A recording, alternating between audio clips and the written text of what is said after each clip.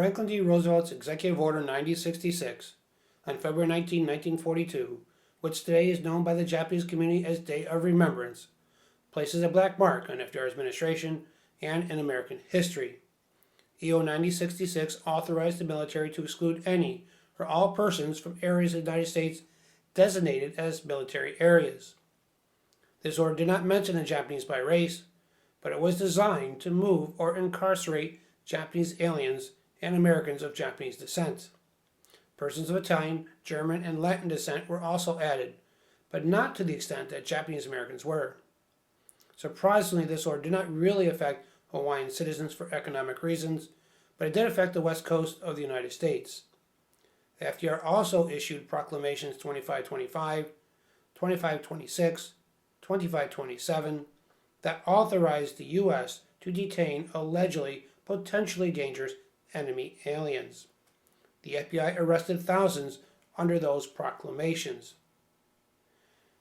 On December 7, 1941, the FBI and local police began raiding homes that detained so-called suspicious Japanese aliens, along with smaller numbers of German and Italian aliens. President Roosevelt came under increased pressure from military and political advisors to address the nation's fears of further Japanese attacks or sabotage, particularly on the West Coast, where naval ports, commercial shipping, and agriculture were most vulnerable. President Roosevelt and many of his advisors were also worried about the loyalty of Japanese Americans. The shock of Pearl Harbor, along with Japanese atrocities in China and the Philippines, fueled the intensifying decline in race relations. West Coast newspapers, military leaders, and political figures, including California Attorney General Earl Warren, a future Chief Justice of the U.S. Supreme Court, claimed there was no way to distinguish loyal and disloyal Japanese in America. In late March 1942, Lieutenant General John C. DeWitt, head of the military's Western Defense Command, announced that plans to remove all people of Japanese descent from Military 1 areas and later Military 2 areas. The removal was termed an evacuation. Some 110,000 people were moved to inland camp areas. Two-thirds of the people taken to these camps were American citizens. A few in FDR's administration dissented, like U.S. Attorney General Francis B. Biddle and General Mark Clark, the Army's Chief of Staff, but FDR did not listen to the dissenters. Why? Where was this concern of loyalty coming from? You must look at the United States as a whole first and foremost. There was animosity toward the Japanese years before Pearl Harbor, as many Americans believed the Japanese were incapable of assimilating into the American way of life. The Pearl Harbor attack only magnified that hatred and prejudice towards the Japanese. Clearly, the rights of the Japanese American were being violated. Why didn't anyone speak out against Roosevelt administration?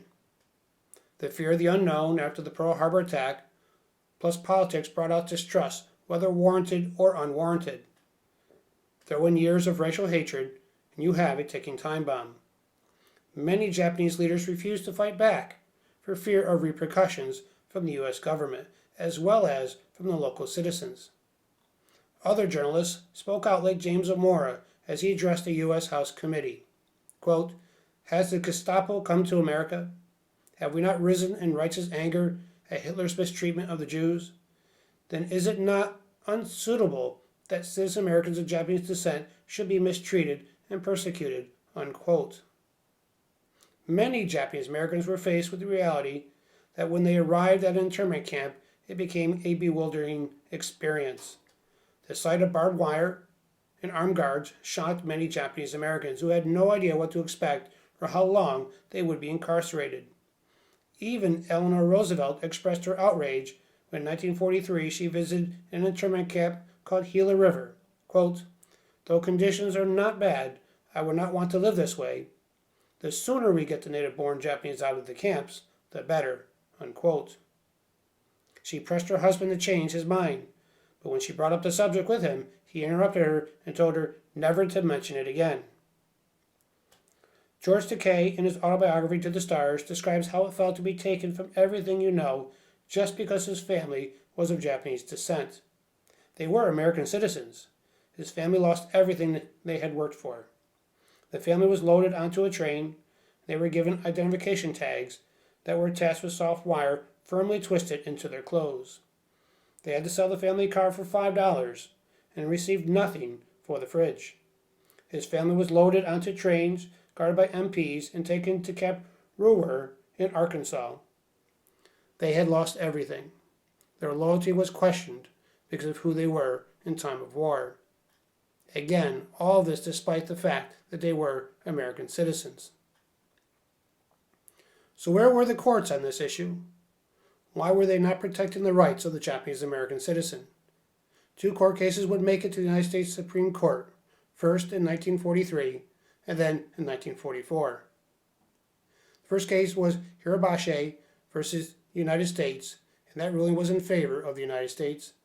The second court case was Kiramatsu versus United States. Again, the court ruled in favor of the United States in a 6-3 ruling that states the U.S. and military had a right in times of war to intern minority groups. Justice Hugo Black's ruling was, quote, "It should be noted to begin with that all legal restrictions which curtail the civil rights of a single racial group are immediately suspect. That is not to say that all such restrictions are unconstitutional. It is to say that courts must subject them to the most rigid scrutiny.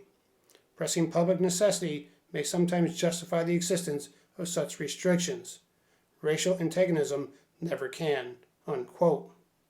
On the other hand, Justice Owen Roberts dissented and said, quote, "Kiramatsu's constitutional rights had been clearly violated because I think the indisputable facts exhibit a clear violation of his constitutional rights," unquote. In 1983, Kiramatsu's case was overturned.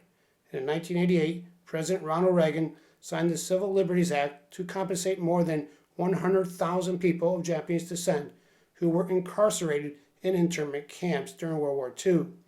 The legislation offered a formal apology and paid $20,000 in compensation to each surviving victim.